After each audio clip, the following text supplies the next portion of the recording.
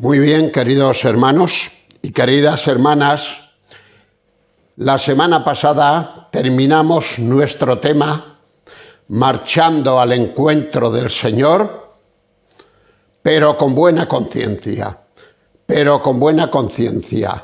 Fueron 10 vídeos los que grabamos. Hoy vamos a cambiar de tema y va a ser un solo vídeo. Un solo vídeo que vamos a basar en una porción, bajo mi punto de vista, muy interesante, con algunas enseñanzas muy apreciables que intentaremos destacar. Se encuentra en el Evangelio de Juan capítulo 8, los 11 primeros versículos, que a continuación voy a leer, y después destacaremos alguna de las enseñanzas. Dice aquí el evangelista Juan, tiene que ver con el tema aquel de la mujer adúltera. Y dice, capítulo 8, y Jesús se fue al monte de los olivos, y por la mañana volvió al templo, y todo el pueblo vino a él, y sentado él les enseñaba. Entonces los escribas y los fariseos le trajeron una mujer sorprendida en adulterio y poniéndola en medio le dijeron, Maestro, esta mujer ha sido sorprendida en el acto mismo de adulterio. Y en la ley nos mandó Moisés apedrear a tales mujeres. Tú pues, ¿qué dices? Mas esto decían tentándole, para poder acusarle.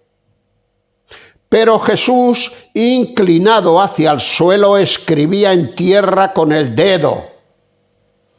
Y como insistieran en preguntarle, se enderezó y les dijo, el que de vosotros esté sin pecado, sea el primero en arrojar la piedra contra ella. E inclinándose de nuevo hacia el suelo, siguió escribiendo en tierra. Pero ellos, al oír esto, acusados por su conciencia, estos no tenían buena conciencia, como vimos en los vídeos anteriores, pero ellos al oír esto, acusados por su conciencia, salían uno a uno, comenzando desde los más viejos hasta los postreros, hasta los más jóvenes. Y quedó solo Jesús y la mujer que estaba en medio. Enderezándose Jesús y no viendo a nadie sino a la mujer, le dijo, Mujer, ¿dónde están los que te acusaban? ¿Ninguno te condenó? Ella dijo, Ninguno, Señor. Entonces Jesús le dijo, ni yo te condeno. Vete y no peques más. Es decir, le dio una segunda oportunidad. Ni yo te condeno. Vete y no peques más. Bien, destacar algunas cosas. En el versículo 3 nos llama la atención que los que le traen a la mujer para que emita su veredicto son los escribas y los fariseos. Como ya hemos apuntado otras veces, los fariseos eran la principal secta del judaísmo. Había distintas sectas, los saduceos, los herodianos, los fariseos, era la principal.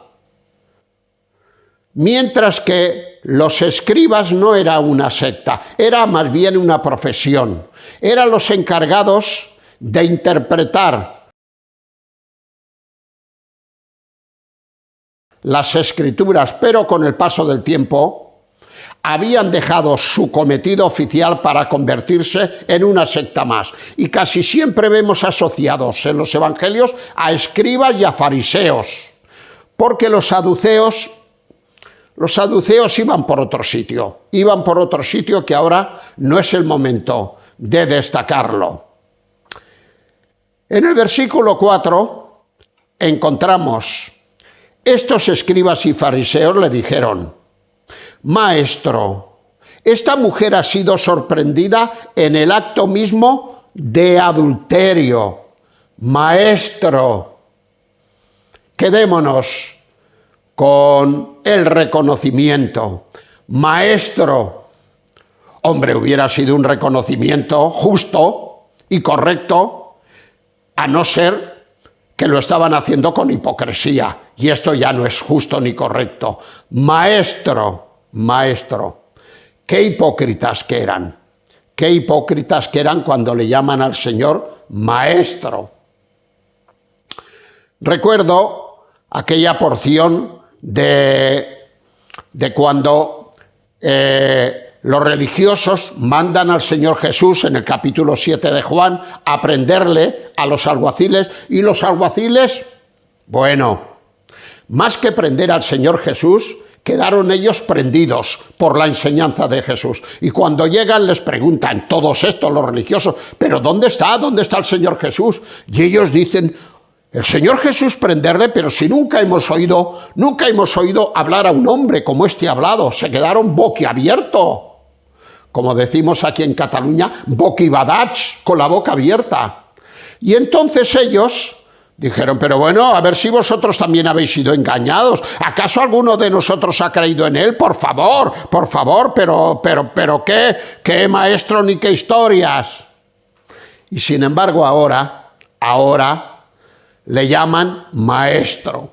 ¿Cómo podían ser tan hipócritas? Que según el momento cambiaban de opinión a su conveniencia. Otro ejemplo más. Cuando en el capítulo 7 de Lucas está aquella mujer pecadora que viene a los pies del Señor Jesús arrepentida y se pone a llorar y se pone a derramar sus lágrimas y a secarlos con sus cabellos y a ungirle del perfume, creo que también. Y allí están los escribas y los fariseos y empiezan a murmurar diciendo, caramba, este si fuera maestro, conocería que mujer le está haciendo reverencias, pero vaya maestro de pacotilla, este no es maestro ni es nada. Pero ¿cómo es que no se ha dado cuenta que esta mujer es una mujer pecadora, es una ramera? Hay que ver. Y luego el Señor Jesús, en Mateo capítulo 23, dedica todo un capítulo a ellos y les dice a las multitudes, en la cátedra de Moisés se sientan los religiosos, estos escribas y fariseos, o sea que todo aquello que os digan que hagáis, hacedlo, porque claro, se apoyan en la ley de Moisés y esto es sagrado. Ahora no hagáis conforme a sus obras, no hagáis lo que ellos hacen, porque ellos predican mucho pero luego no hacen nada. Bueno, sí hacen lo contrario. Qué hipócritas que eran, qué hipócritas. Bien, vemos aquí una sociedad machista, porque hemos leído en el versículo 4, le dijeron, maestro, esta mujer ha sido sorprendida en el acto mismo de adulterio. Y digo que era una sociedad machista porque se había sorprendido la mujer en el mismo acto del adulterio. Preguntamos, ¿y el hombre? ¿Dónde ha quedado el hombre? ¿Qué habéis hecho con el hombre? ¿No estaban los dos en el mismo acto? Pues lo que os correspondía es haber traído a la mujer y también haber traído al hombre. Sin embargo, el hombre se les escapó o lo dejaron escapar. Yo creo que más bien lo segundo, o lo dejaron escapar.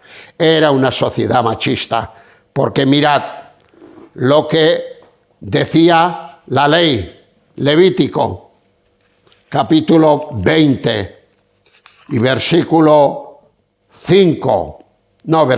10.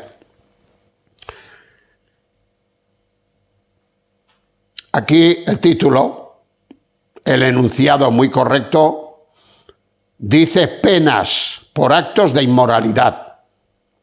Si un hombre,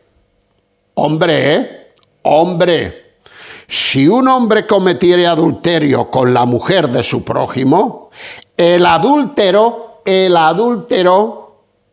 y la adúltera también, indefectiblemente serán muertos, el uno y el otro.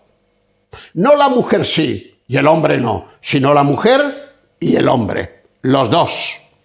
Y luego otra porción más en Deuteronomio, donde vuelve a decir: si fuere sorprendido alguno acostado con una mujer casada, con marido, ambos morirán.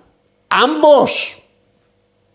El hombre que se acostó con la mujer y la mujer también. Así quitarás el mal de Israel. Si hubiere una muchacha virgen desposada con alguno y alguno la hallare en la ciudad y se acostare con ella, entonces los sacaréis a ambos a la puerta de la ciudad y los apedrearéis a ambos y morirán. La joven porque no dio voces en la ciudad y el hombre porque humilló a la mujer de su prójimo. Y concluye: así, de esta manera quitarás el mal de medio de ti. Por lo tanto, queridos hermanos, vuelvo a nuestro tema. Era una sociedad machista, como muy bien decía la ley, que tenían que ser los dos. Tan machista era aquella sociedad que recuerdo ahora una oración que tenían que practicar o que orar los judíos cuando se levantaban cada día. Ellos tenían que orar por tres cosas y le decían a Dios: Señor, te doy gracias porque no soy samaritano. Ya sabéis que los samaritanos les tenían un odio mortal, porque era mezcla, porque no eran judíos al 100%, era mezcla, un tanto de judío y un tanto de gentil, y les tenían un odio mortal. Incluso cuando acababan los insultos, cuando a alguien lo tenían que insultar, como al Señor Jesús, ya no teniendo más insultos que decirle, le decían: no decimos bien que tú eres samaritano y que tienes pecado, tú eres samaritano. Y pensaban que con ese insulto ya habían agotado todo. Pues decían: Señor, te doy gracias porque no soy samaritano. En segundo lugar, te doy gracias porque no soy gentil, porque los gentiles no son judíos. Y lo tercero que decían en esta oración: y también te doy gracias porque no soy mujer. ¿Qué? ¿Qué has dicho tú, Marcelino? ¿Esto incluían en su oración? Claro que sí. Vayamos a la historia del pueblo judío y lo veremos. Y te doy gracias porque no soy mujer. Bien, desde luego, acerca del apedrear y de todo eso me he dejado un detalle. Y ahora continuaré con lo de la mujer. Cuando aquí se dice que a tales hay que apedrear, tenemos que destacar que las Escrituras reúnen lo que los teólogos han llamado revelación progresiva.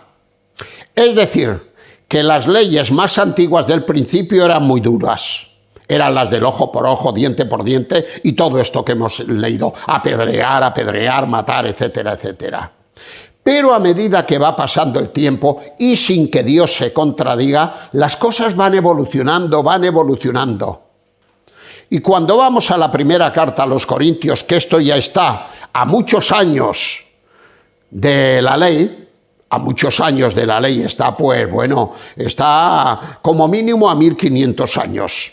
Por lo tanto, ha llovido ya mucho, ¿eh?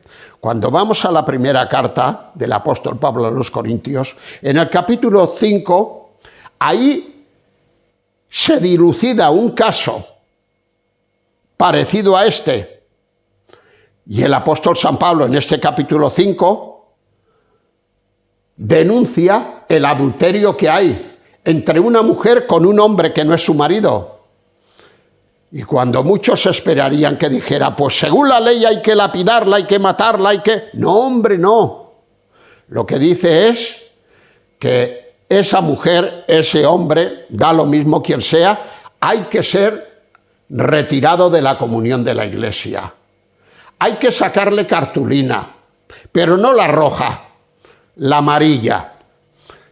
Siguiendo algo que todos conocemos de nuestro mundo del fútbol. Es decir, hay que expulsarles de la iglesia porque no es de buen testimonio que estas personas que están viviendo en concubinato sean miembros comulgantes. Esto es un mal ejemplo ante el mundo, ante la sociedad. Y mira que en Corinto había pecado, mira que en Corinto había pecado, pero Pablo no lo permite. Dice, no hombre, no, apartadlos, pero no dice matarlos. Por lo tanto, he querido destacar esto que tenía que ver con la revelación progresiva. Y ahora volvamos a nuestro versículo 5. Estábamos diciendo de que, bueno, esto de mujer nos llama la atención, ¿verdad que sí? Sin embargo, también pasados otros 1500 años parecido, recordemos cuál fue el primer presidente del Estado de Israel, 1948. Fue David Ben Gurión. Y una de las presidentas, ¿cómo presidentas? ¿Será presidente? No, presidentas. Una de las presidentas más importantes que ha tenido el judaísmo ha sido Golda Meir, mujer importantísima. Si miráis los libros de historia veréis qué mujer, pues esta fue presidenta del Estado de Israel. Desde luego que esto en los tiempos antiguos no se le hubiera permitido de ninguna de las maneras, pero ahora sí, ahora sí. Versículo 6, dice que le dicen, bueno, pues Moisés, encima recurren a Moisés, como diciendo, oye, lo que te decimos lo mandó Moisés, y tú ya sabes que Moisés es el padre de la ley. A ver, ¿qué vas a decir tú ahora?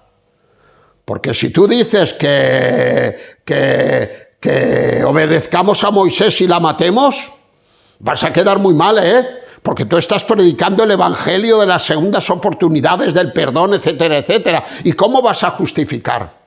Y si por otro lado, por no caer en esa trampa, dices, pues no hombre, no, a Moisés hay que hacerle el caso justo, no la matéis, entonces podremos criticarlo ante las autoridades religiosas de que ha blasfemado y tenemos que llevarlo a la muerte. Por lo tanto, el pobre Señor Jesús, contestara lo que contestara, lo tenían atrapado. Dice el versículo 6, mas esto decían tentándole para poder acusarle. Pero Jesús, inclinando hacia el suelo, escribía en tierra con el dedo. Es decir, les estaba dando, como el que no quiere la cosa, un momento de reflexión. ¿Qué queréis? ¿Que yo me pronuncie? Si fuera humano, era humano, pero también era divino. Si fuera pecador como nosotros, hubiera respondido, no me pongáis nervioso, y no me hagáis que cometa alguna injusticia ahí. Pero claro, el Señor Jesucristo no era humano. Estaba reflexionando, aunque el texto no lo dice, pero lo deducimos, para darles una segunda oportunidad, como diciendo, tranquilos, no os pongáis nerviosos, no me pongáis nervioso a mí, tranquilos, un momento de reflexión. Como he dicho antes, contestara lo que contestara el Señor, quedaba atrapado. Y en el versículo 7, desde luego que ellos no reflexionaron demasiado, Bueno, demasiado no, nada, absolutamente nada, porque a continuación dice, y como insistieran en preguntarle, ya el Señor al final ya dijo, ya está bien, ya está bien, hombre, habéis venido por lana, pero vais a salir trasquilados, con que lo siento, por vosotros. Dice que como insistieran en preguntarle, el Señor se enderezó del suelo y les dijo, el que de vosotros esté sin pecado, sea el primero en arrojar la piedra contra ella. Esta frase se ha hecho tan popular en nuestro mundo que continuamente estamos recurriendo a ella. Incluso personas que no creen ni en los evangelios ni en el Señor Jesucristo, cuando se tienen que defender de algo, dice, el que esté sin pecado, que me tire la piedra. Pero seguro que nadie lo hará, porque todos tienen pecado, como tengo yo. Una frase popularísima. El que de vosotros esté sin pecado sea el primero en arrojar la piedra. ¿Qué leemos en la carta a los Romanos, capítulo 2 y versículo 1? Pues mirad, cojo la Biblia. Dice aquí el Señor, Bueno, nos lo dice el apóstol San Pablo en Romanos, capítulo 2 y versículo 1.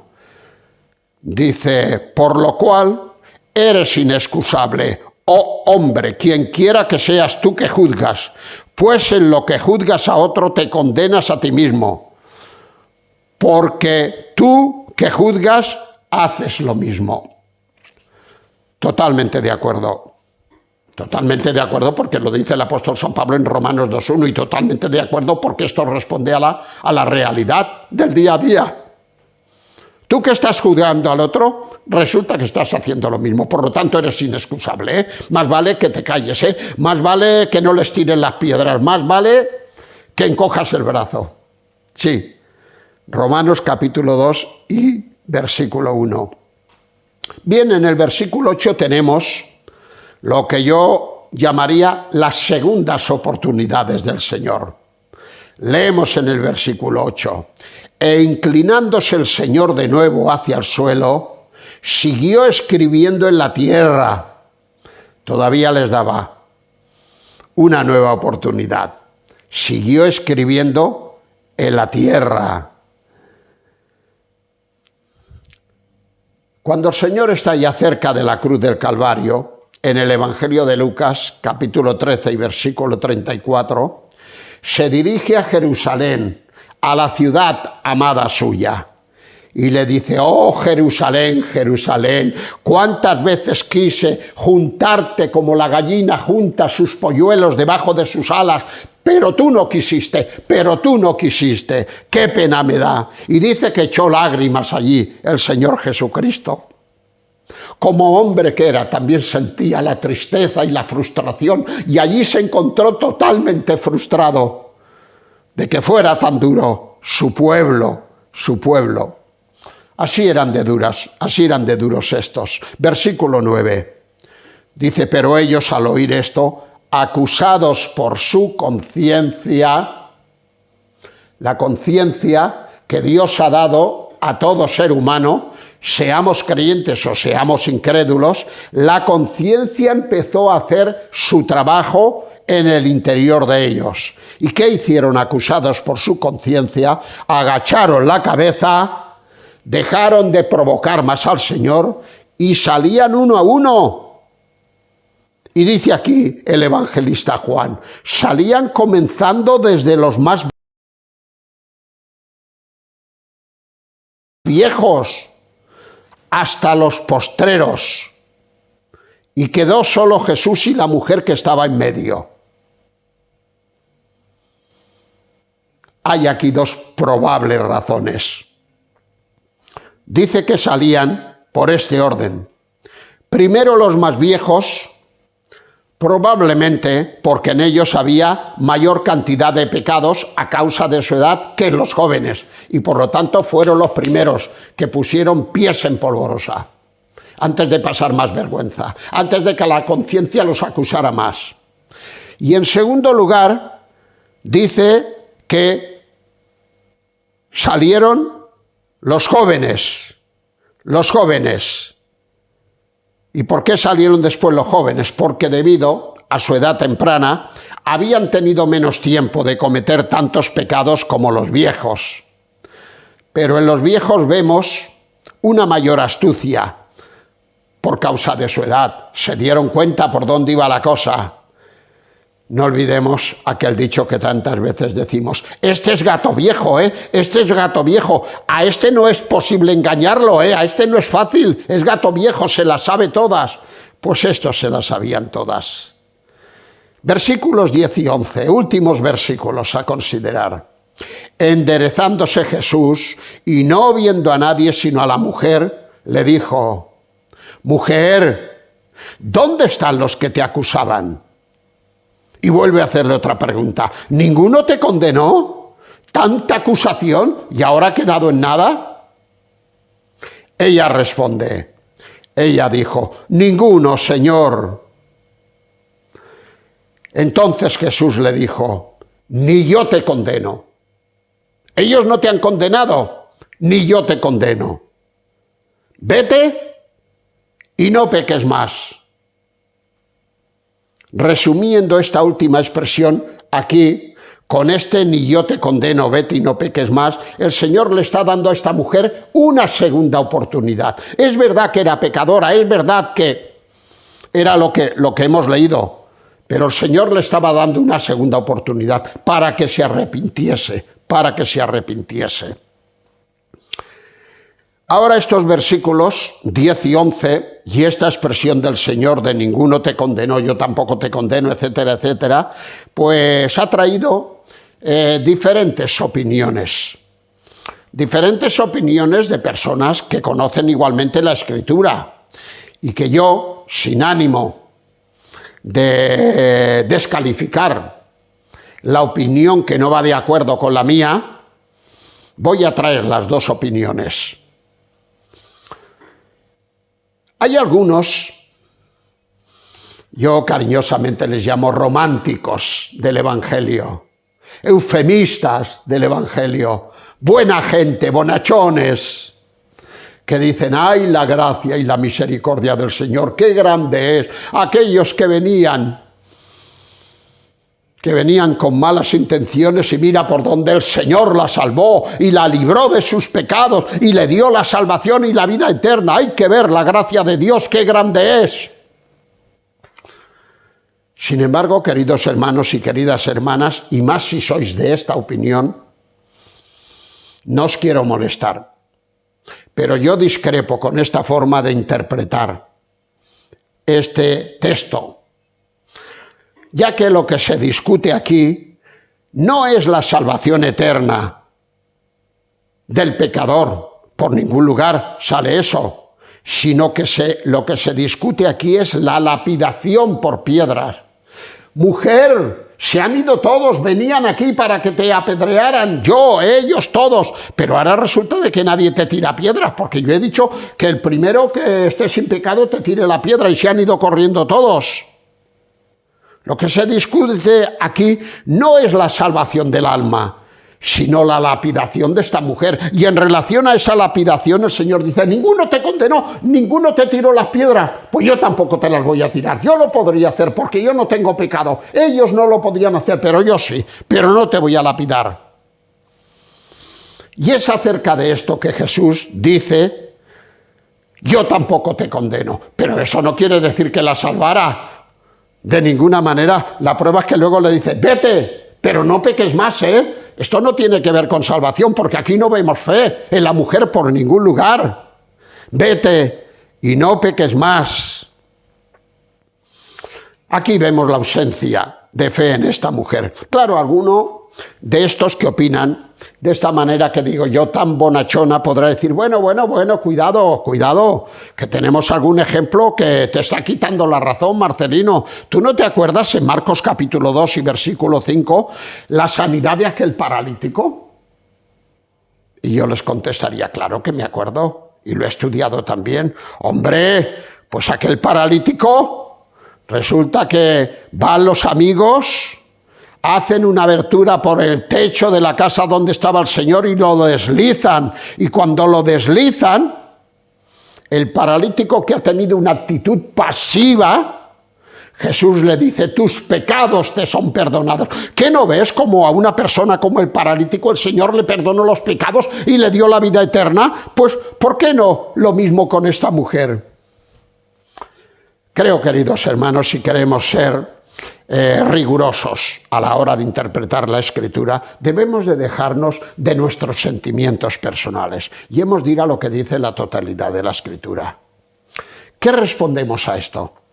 Bueno, respondemos que el tema es totalmente distinto, el de este paralítico al de esta mujer. Aquí Jesús destaca únicamente la fe o el ingenio de los amigos, pero se sobreentiende la autorización del paralítico. El paralítico no fue allí llevado a rastras. El paralítico fue allí y los amigos le pedirían autorización para descolgarlo y para presentarle delante del Señor y para que de alguna manera el Señor hiciera una obra en él, que le devolviera la parálisis. Y la misma fe que ese paralítico tenía para pensar que Jesús era poderoso para darle sanidad del cuerpo, también lo era para darle sanidad del alma. Claro que sí, hombre, claro que sí. Es que esto se sobreentiende, pero en el caso de la mujer no vemos nada de esto. Por lo tanto, hemos de ser rigurosos.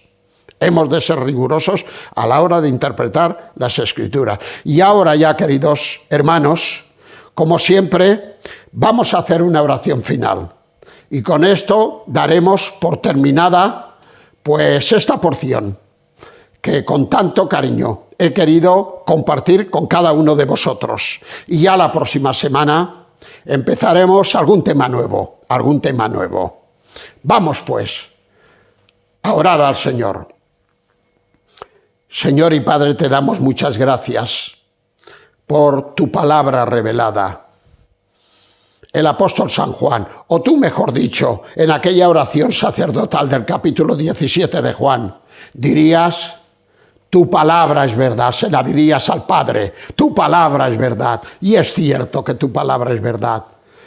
Qué importante es que conozcamos la palabra de Dios, qué importante es que la sigamos, qué importante es que nos alimentemos de ella, Señor. Gracias te damos por tu palabra y gracias te damos por la palabra encarnada, el Logos, que no fue otro que el Señor Jesucristo. Muchas gracias por Él, porque Él descendió a este mundo. Y cuando llegó el tiempo que tú habías determinado en la eternidad, murió por nuestros pecados y nos dio la salvación. Muchas gracias, Señor, muchas gracias. Recibe, pues, esta oración, que te la elevamos en el nombre del Señor Jesucristo. Amén.